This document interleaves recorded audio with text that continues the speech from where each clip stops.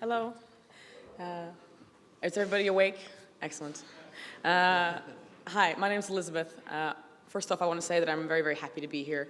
And thank you so much to Council of Europe for the invitation, and also for being really great allies. For those of you who don't know, Council of Europe is one of our closest, I don't know, conspirators is maybe the wrong word. So we're really happy to be here and happy for that cooperation. And for me personally also, I'm really happy to be here because the issues of inclusion have always been at the heart of why I've been engaged in the student movement. As you heard, it was mentioned that I'd studied gender studies, and getting my degree was a very rocky road to get there. But at the same time, I was very privileged. I grew up in a country, or privileged, happened to be born in a country with a free education system and with quite high variety of student support, and I managed because of that. But I'm also very aware of the fact that many of my peers, and especially in other countries, do not have that opportunity, and that's been a driving force behind my engagement. I want to talk a little bit about us, especially since there are colleagues here from other parts of the world who may not have heard about us before. We're the European Students' Union. We represent about 15.5 million students in Europe, a little bit more. We do this through national unions of students.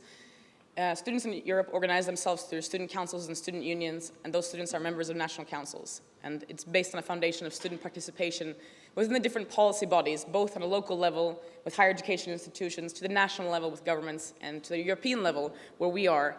The European level doesn't as such legislate policy over education. However, there are a lot of different forums and different actors that influence how education policy is done on a European level.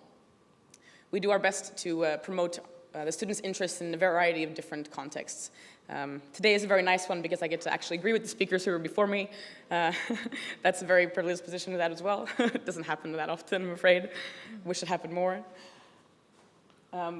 Basically, we work quite a lot with inclusion issues in a variety of different ways. One of the ways, as was mentioned, is that I co-chair the Bologna follow-up group on social dimension and lifelong learning. Very short, efficient name. Basically, what that is, for those of you who have not come in contact with Bologna before, is a forum where different ministries of education in Europe come together and set common priorities and try to follow up the priorities that they have set. So within that group, the BFG is the thing that follows up those decisions. And we follow up the decisions that are done with regards to the social dimension, where inclusion is a big part of that.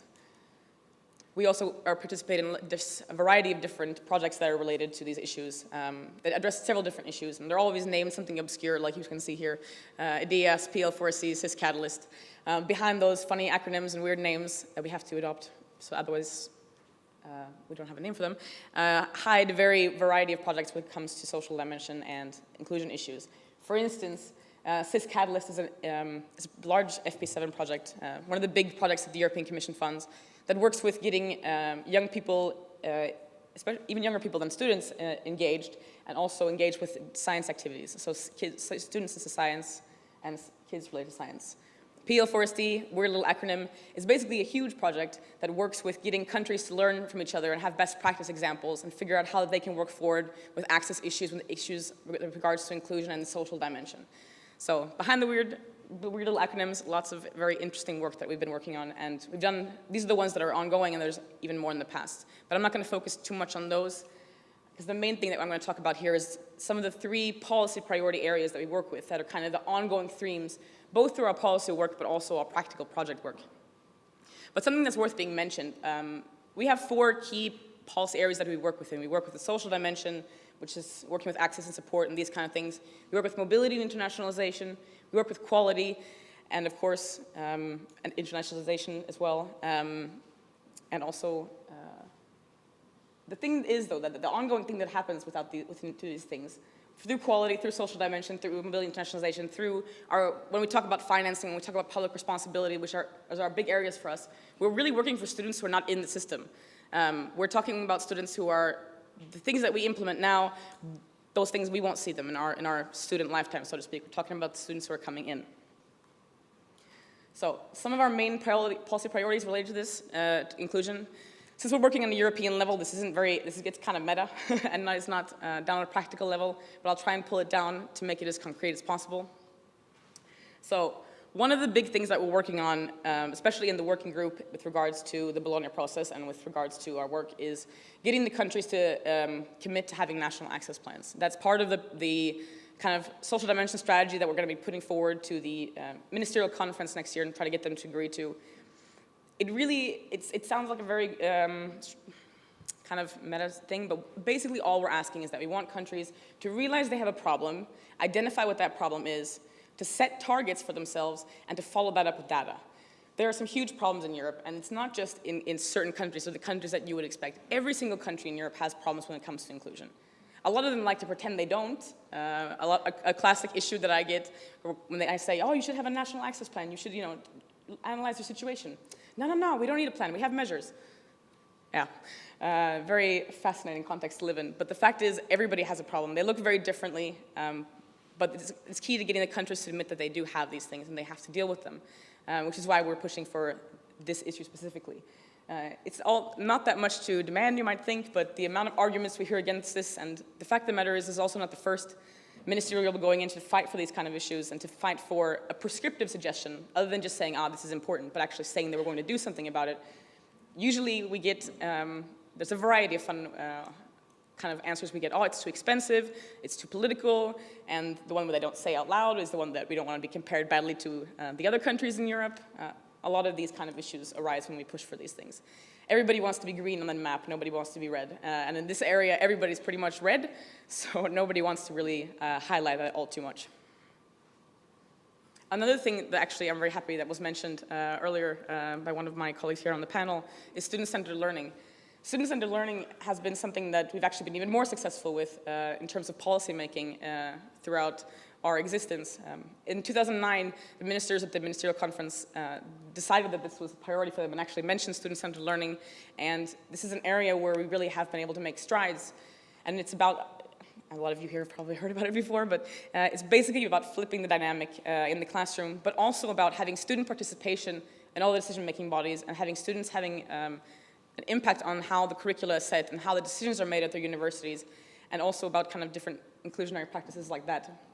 So we've continued to push for student-centered learning in lots of different policy places throughout the European level. Stuff that sounds really technical, but ends up having a huge impact, like how we've designed the European standards and guidelines. The new proposal that's coming up for next year is basically one that has student-centered learning in it.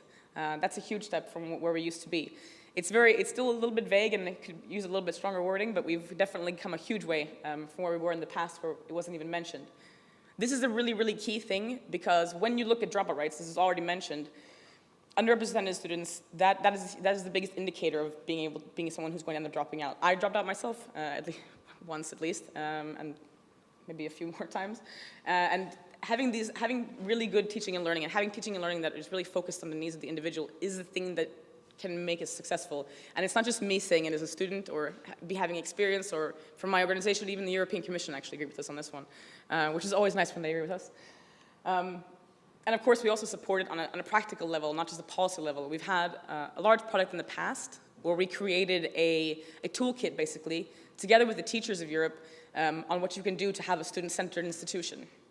And we're following that up now with creating trainers and having trainings. And hopefully we'll be able to have a pool of students and teachers that you can turn to do these kind of things. But of course, one of the main challenges for us remains also not to just to really look at the inclusion practices when it comes to student-centered learning, because just implementing student-centered learning and thinking about it as, we can't have any more large lectures, it's just it would be small groups, that doesn't necessarily tackle the issues when it comes to inclusion. There's a lot of things left in that, and we are in a great position where, to look into some of the work that's been done in the past with regards to inclusive pedagogy and critical pedagogy, but how do we move that forward? How do we use that to change the mindset, and how do we package it in a way that actually is acceptable to most institutions and most policymakers? Because it's very easy to say, we're for student-centered learning, that sounds nice. But when you get down to how what you actually have to do, that's where it really starts getting tough, and where we have to inspire both our colleagues on a student level, but also on an institutional level and a policy level to put it into practice in a way that will really benefit underrepresented students and not just change the basic methodology. And especially also with regards to the power structures in the institutions. Which brings me to the next point, which is actually something that we have kind of is a new way of approaching the policy when it comes to governance and institutions. And we call it modern collegiality. Because basically we want to have democratic institutions. And we want to have it not just in the sense of that us as students should be equal partners to the staff, but the staff and students should be running the institutions together with themselves. But we do realize we come across a lot of this really tough rhetoric when it comes to these things. We have to have efficient institutions, we have to have institutions that are meeting the needs of the labor market, and these kind of perspectives. And we have this situation in Europe where boards are becoming entirely externally represented with people from business. And that's, having the influence from business is not necessarily a bad thing. Of course, we want to hear the perspectives of society at large, regardless of who it is. But we do really believe that higher education institutions should have a democratic basis. And that can't just be about who gets to make the decisions in terms of, counting the heads of how many men and women are. We want to take it even deeper than that. And that's why we brought the concept of intersectionality into how we view governance, because we want to talk about not just, the amount of women, which is still something that's underdeveloped in many countries, but has come far in some areas in Europe, but really talk about ethnic minorities. You want to talk about people with disabilities, all of these groups and how those different power structures intersect. And not just in terms of the student body, but really in terms of the different power structures within universities and colleges and higher education institutions in general. And this is addressing, because it has to be about that the entire institution reflects a certain way, because it doesn't help if you get a student group in.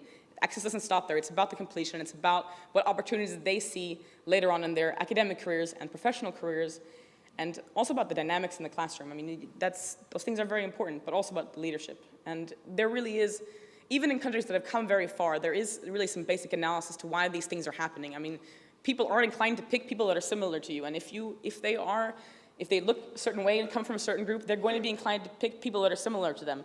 And that's not just in terms of who gets to make the decisions on the boards, it's also in terms of who gets through the research. And if you break it down into these whole excellence kind of research initiatives that have been happening, when you break them down, you look that they even didn't pick the most qualified persons for these excellence initiatives. They picked people that looked like them, that talked like them, that spoke their language, and that sadly very often also were their friends. And these are different things that we need to address to really be able to show that it's not just about getting in, it's about that you also have opportunities later on. But we also we're trying to sell it in a new way, because the problem is we have the situation where you have this push to say, oh, you have to become professional, you have to become modern, and collegiality is an idea of the old.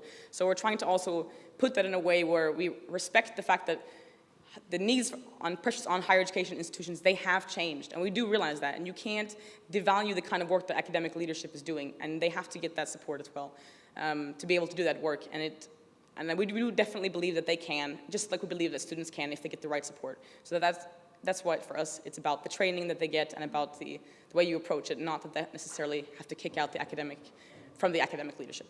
Thank you.